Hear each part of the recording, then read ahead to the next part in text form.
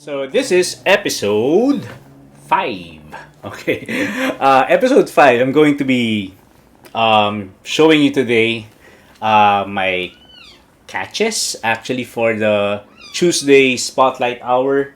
And Spotlight Hour today is a Luvdisc. And I'm so happy today because I was able to earn 1 million XP. Right. So from yesterday's recording. And I'm so happy. I'm so happy that I was able to finally pull it off. Like exactly 1 million.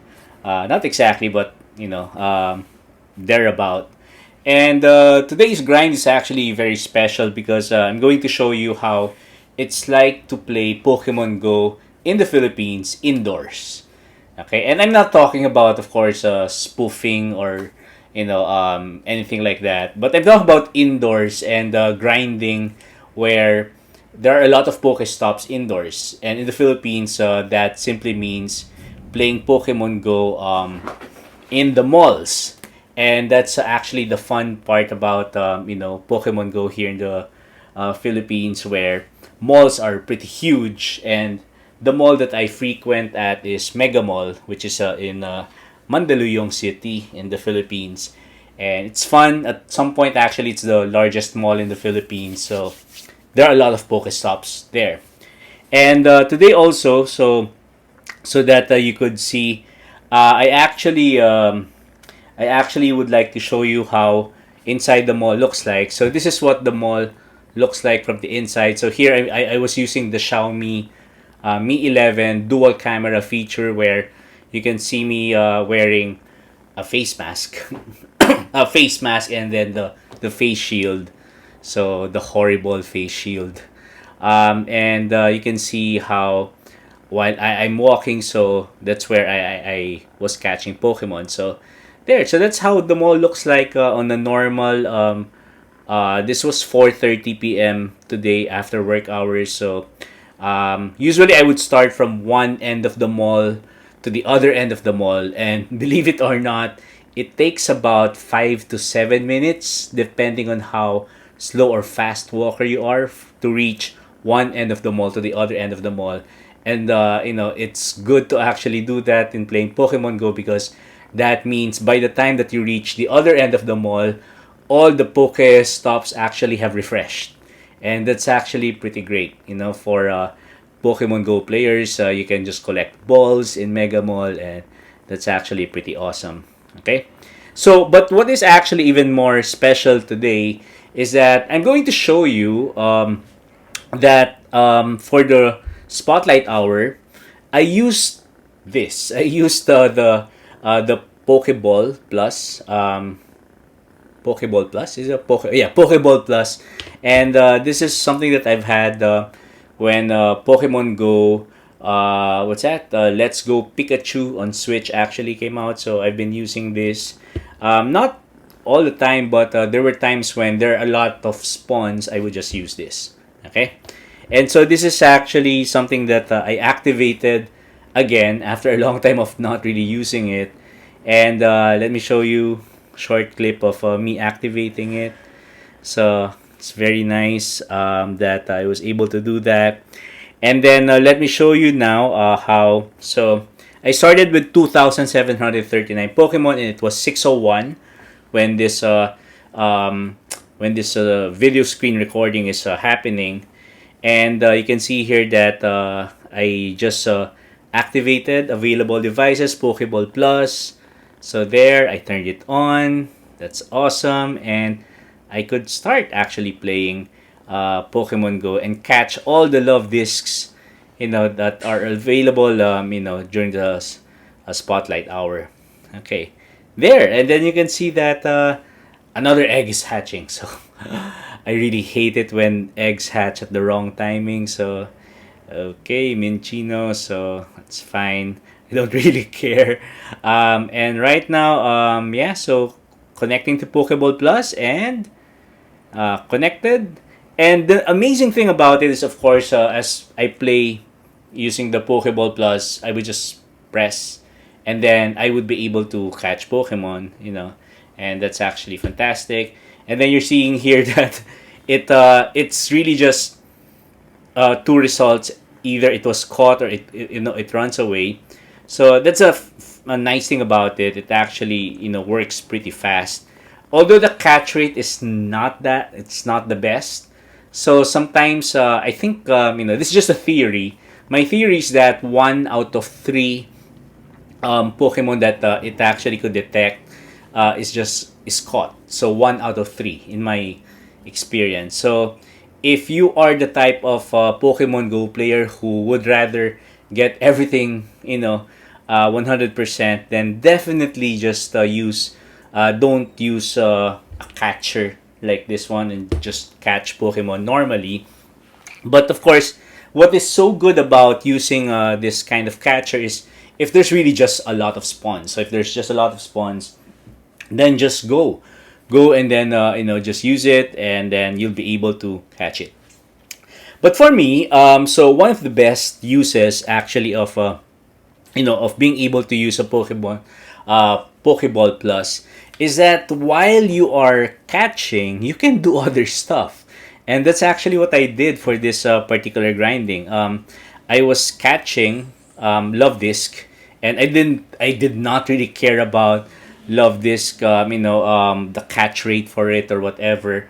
But while catching it, I was actually doing a lot of other stuff. So like here, I am battling Jesse and James, and it's amazing. It's amazing how it's actually, that at the same time that I was battling Jesse and James, I was actually pressing and then catching a lot of Luvdisc and other Pokemon. And this is legit. This is actually pretty legal. The only time that it's not going to catch at the same time is when you're already catching the reward encounter. So that's when you would feel like it sort of stops. But then after you catch the reward encounter, so it will actually still activate again. Then you'll be able to feel that it would spin discs or whatever. So it's pretty awesome that I was able to know that this is actually possible. And not only that, so in the in the different moments when I was using this, so I was able to actually raid also a lot. So there were a few raids available during that time. So some people invited me during raids, and even during the raid time, I was catching Love This with this. So basically, I was doing else, something else. Like while this is actually doing all the catching, so I was able to actually get a lot of do a lot of other stuff. Okay, so at this point, maybe let me just show you my what happened after. So this was already 7 p.m. So it's the end of Love Disc Spotlight Hour. Okay, but you can see that my Pokeball Plus is still catching at this point. So it's pretty great. So thank you so much, Pokeball Plus. And so at this point, I turned it off because I wanted to be able to be the one in charge of catching Pokemon. And here, I'm looking at actually my harvest, and it's pretty awesome. So I was able to harvest more than 100 Pokemon during that time. So if you look here, it's 142, although actually when I counted it again, it's not actually 125 rather. It's somewhat less of that because there, and I was able to catch a shiny, right? Terrible Ivy, but I was able to catch a shiny, so that's amazing. Some of these Luvdiscs I actually caught earlier. But yeah, so you can see that I was able to catch a lot. Okay. And then at some point, I counted manually how many. So from that moment all the way upward. So those are the different Luvdiscs that the Pokeball Plus caught. And then the other ones are either egg hatches or raids. So I was able to get a lot from those also.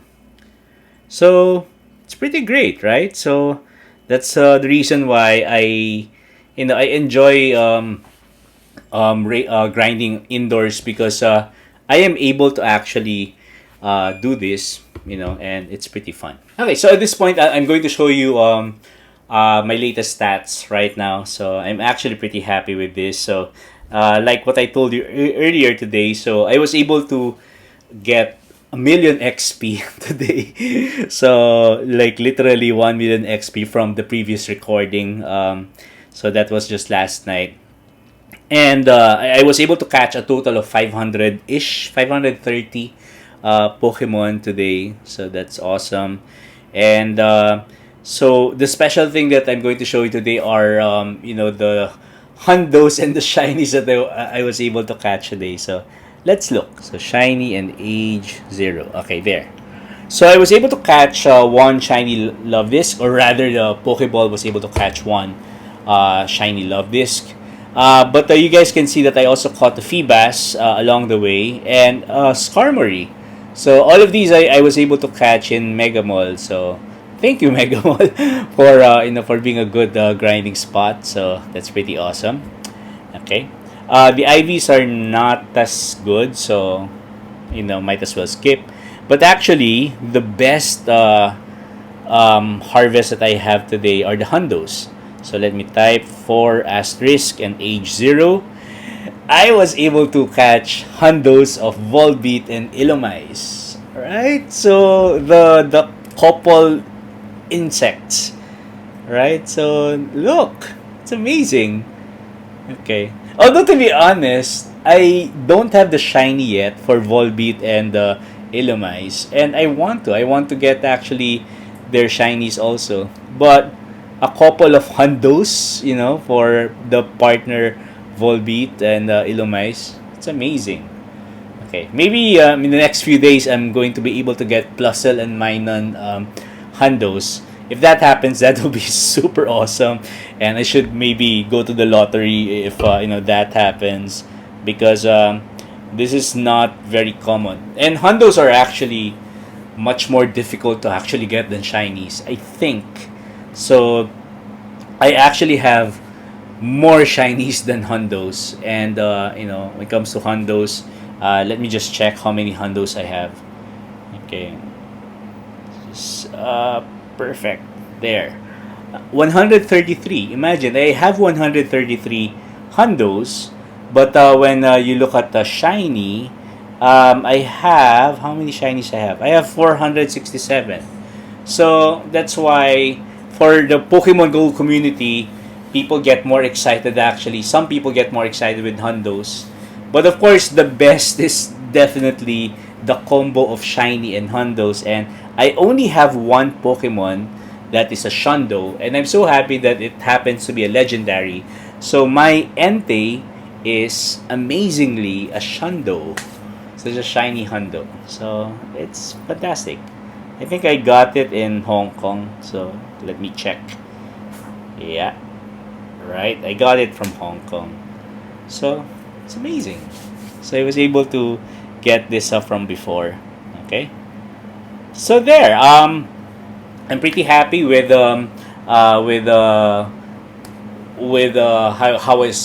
I was able to grind today. So I hope that I'll be able to catch a million XP again day to day, so that I'll be able to keep up. But it is definitely a bit tiring to do a hundo XP every day. So wish me luck because I really need it if I want to be able to hit my targets. Okay, so with 12 million XP for the next levels, that means I am only 13 less than 13 million XP behind for level 49.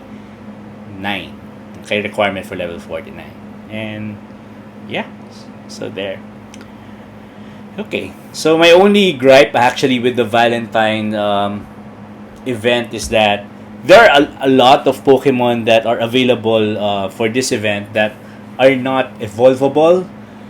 So like the Plusle and Minun, the Volbeat, Illumise, Alomomola, etc. There are just so many Pokemon in the available for this event that are not evolvable, and it is important to me because I need to evolve Pokemon for XP. So as many of you know, if you have Lucky Egg and then you evolve Pokemon, you get more XP.